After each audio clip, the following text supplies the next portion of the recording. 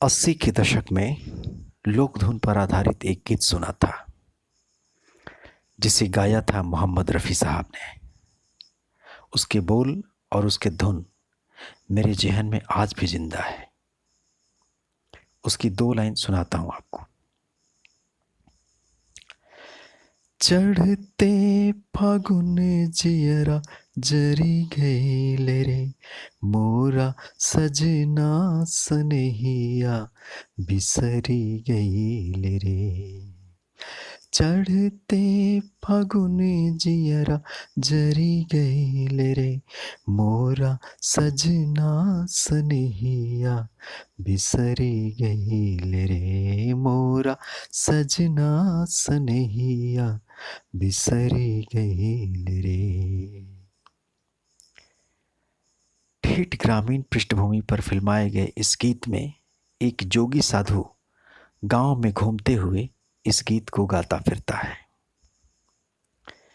उस वक्त मैं अपने गांव में ही पलता पड़ता था।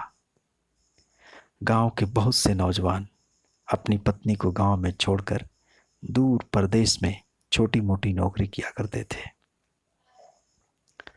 तब कलकत्ते को ही परदेश समझा जाता था और वहां गांव में उसकी प्रेसी पत्नी विरह में व्याकुल होती थी, लेकिन वह किसी से कुछ नहीं कहती थी। वह सिर्फ रोती थी। उसकी विरह व्यथा को व्यक्त करने के लिए ही गीतकार ने इस गीत की रचना की होगी। आज भी हमारे गांव के हालात कुछ वैसे ही हैं। अभी कुछ दिन पहले लोक धुन पर आधारित एक गीत सुना। अनायास ही मैं अपने बचपन के दिनों में लौट गया। वह गांव का बचपन, भैंस चराता बचपन, अपनी माँ के कष्टों के लिए दूर शहर में मजदूरी करते बाबा को पुकारता बचपन, अपनी सारी परेशानियों के लिए अपने बाबा को पुकारता बचपन। इसी मंजर को आज आप सुनेंगे एक लोकगीत के माध्यम से, जिसे गाया है डॉक्टर सुनीता यादव और उनकी डॉक्टर बेटी सुमी ने।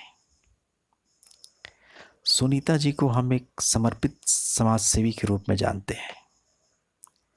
समाज हित के कई मुद्दों पर इनकी आवाज को मुखर होते हमने देखा है। कई स्वयंसेवी संस्थाओं में अहम पद पर रहते हुए अपने कर्तव्यों का निर्वहन किया है इन्होंने। सेवा में निरंतरता इनकी विशेषता है।